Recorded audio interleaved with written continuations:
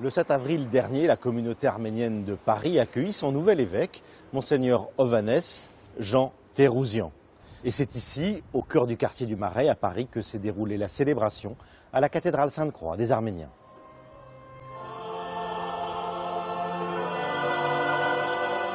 Cette divine liturgie d'installation du nouvel évêque rassemblait les Arméniens catholiques de France, du Moyen-Orient et de diaspora. Entourait aussi Monseigneur Terrouz par leurs prières et leur présence fraternelle, le nonce apostolique représentant le pape, le cardinal 23, les évêques orientaux de Paris et son éminence Monseigneur Norvan, le primat du diocèse de France de l'église apostolique arménienne. Les autorités civiles et diplomatiques participaient aussi à cette célébration.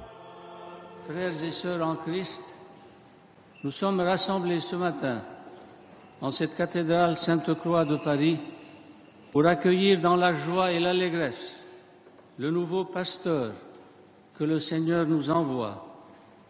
À la suite du vote exprimé par les membres du Synode des évêques arméniens catholiques, l'avis favorable donné par la Congrégation pour les Églises orientales et la nomination faite librement par le Saint-Père, le pape Benoît XVI.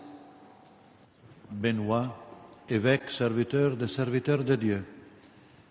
À notre vénérable frère Jean Terrouz, jusqu'alors évêque titulaire mélitain des Arméniens, établi évêque de l'éparchie de Sainte-Croix de Paris pour les fidèles de l'Église arménienne résidant en France, salut et bénédiction apostolique. Puisque, vénérable frère, après avoir entendu l'avis de la Congrégation pour les Églises orientales, tu sembles digne de la gouverner en raison des qualités éprouvées et de l'expérience pastorale que tu as manifestée auparavant dans la charge d'évêque auxiliaire, et nous te nommons évêque de la vénérable éparchie de la Sainte Croix de Paris avec tous les droits et les devoirs conformes aux droits canoniques des Églises orientales. Que la lumière et la joie de l'Esprit Saint, avec la protection de la très sainte Mère de Dieu, soient toujours avec toi et avec ta communauté ecclésiale qui nous est très chère. Donné à Rome, près du tombeau de Saint-Pierre, le 22 février de l'an du Seigneur 2013, en la 8e année de notre pontificat, Benoît XVI, pape.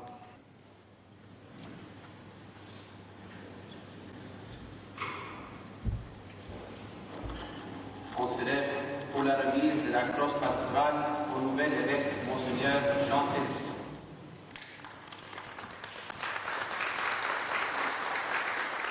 Je suis un citoyen syrien, né d'une famille nombreuse. J'étais le 7e de la famille.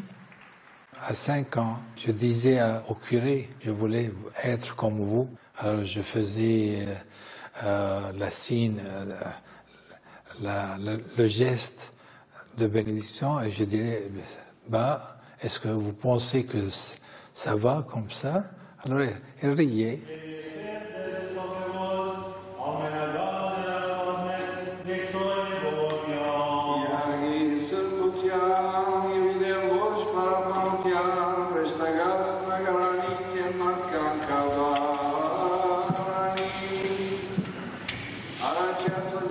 Monseigneur, comment vous est venue cette vocation de prêtre? Vraiment, c'était ma mère. Ma mère à la maison, toujours prier, les dimanches tous ensemble. Nous étions à la messe. Et puis le père, le curé de l'église, qui était vraiment un saint homme, aimait les pauvres, visitait les prisonniers, distribuer la communion aux malades. Alors je l'accompagnais.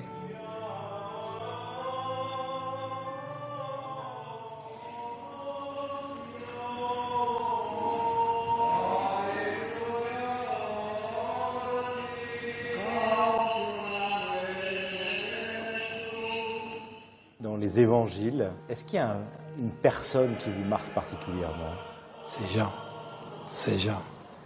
Votre saint patron? Oui, oui.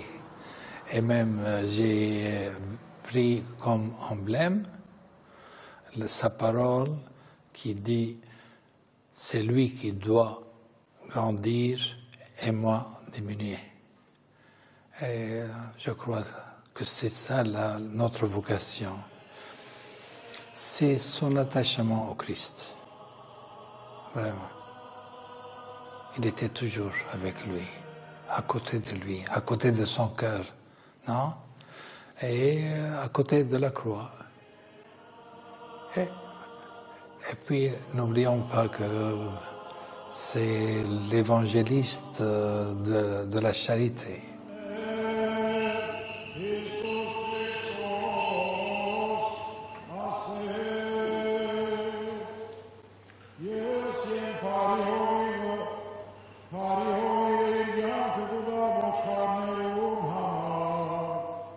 Est-ce que il y a un moment où vous avez ressenti particulièrement la présence du Christ à vos côtés? Oh, plusieurs fois. Je dirais même chaque jour, chaque instant. Mais vraiment, Dieu existe.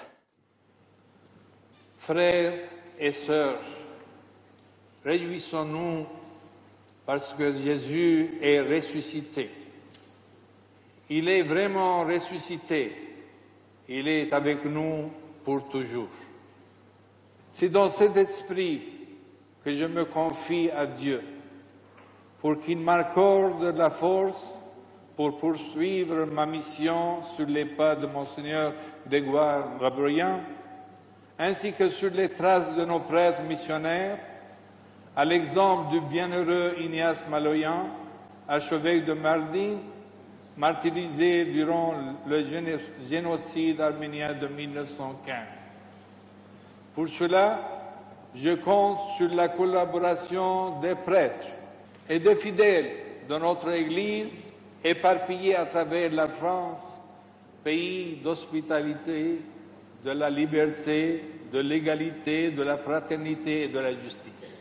C'est pas un déchirement pour vous là de quitter le Liban et d'arriver à Paris? Pour dire la vérité, vraiment, j'ai la nostalgie du Liban. Lorsque j'ai su ma nomination comme évêque de Paris, j'ai hésité vraiment. Mais à la fin, j'ai dit, ce sont des âmes qui m'attendent. Je vais travailler avec le même courage, avec le même enthousiasme, parce que toujours, les âmes sont partout les mêmes.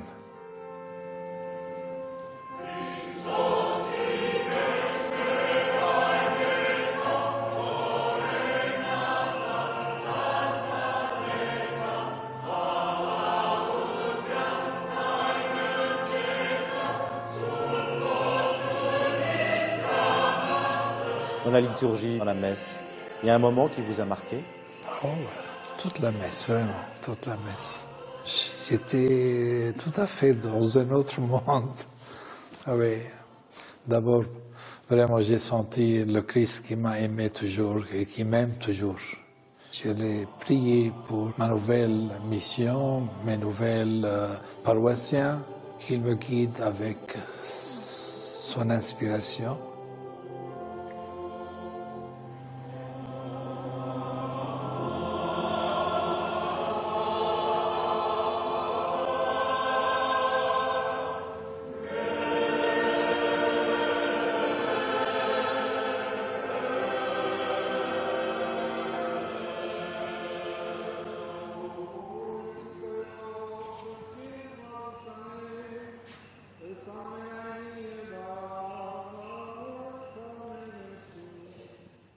Monseigneur, quand vous êtes en train de célébrer à l'autel, qu'est-ce que vous ressentez exactement? D'abord, je sens ma petitesse, si je peux dire, devant l'énorme sacrifice que le Christ célèbre avec moi. Alors je le prie pour m'aider, pour me fortifier, pour être moins indigne. Et puis, sûrement, l'intention va pour mes fidèles, mes prêtres, mes parents, les défunts.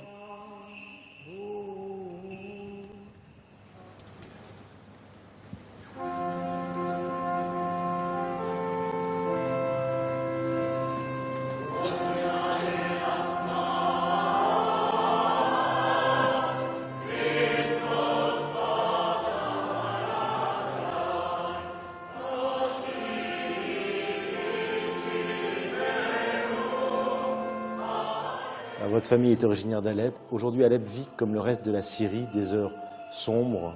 Quels sont vos signes d'espérance dans ce qui paraît être quelque chose sans issue?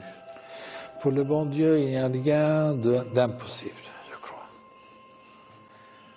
C'est le Golgotha de l'Église, mais qui finira avec la résurrection, voilà. Qu'est-ce qu'il faudrait que les hommes fassent, entendent pour que ça s'arrête là? Parce que vous parlez de résurrection après le Golgotha, mais... Ça ne dépend pas de nous, je crois. Ce sont les grandes nations qui jouent avec ce peuple, pauvre peuple, oui. Il faut prier beaucoup pour que nos dirigeants soient un peu plus humains. Parce qu'ils ont perdu tout le sens de l'humanité, malheureusement.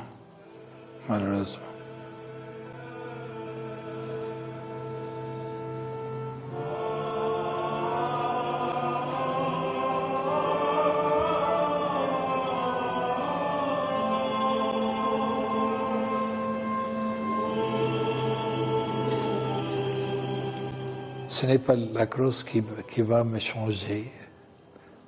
J'ai travaillé jusqu'à maintenant, je continuerai à travailler autant que le bon Dieu veut que je vive, non? Voilà.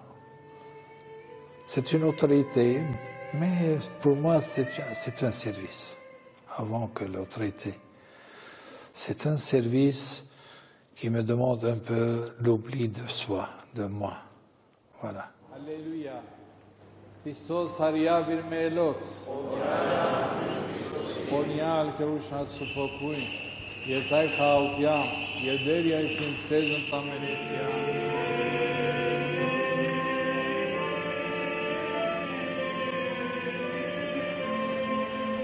C'était une journée pour votre accueil, mais c'était aussi le revoir des fidèles à Monseigneur Gaborian. C'est un passage de relais entre vous, comment ça se passe? Très fraternellement, parce que je crois que sa présence en France encore est nécessaire. Il va vous aider? Oui, il restera là. Je l'espère, s'il le veut. Dans l'Église, chacun de nous peut faire quelque chose, même les plus âgés. Même les plus petits peuvent faire quelque chose. C'est-à-dire, j'ai oublié ma nostalgie du Liban. Je me sentais comme chez moi, vraiment. Avec ces fidèles qui m'entouraient, avec un sourire très chaleureux, très transparent, sincère. Je ne suis plus dépaysé. Faites-toi ensemble, s'il vous plaît. Faites-toi ensemble, s'il vous plaît.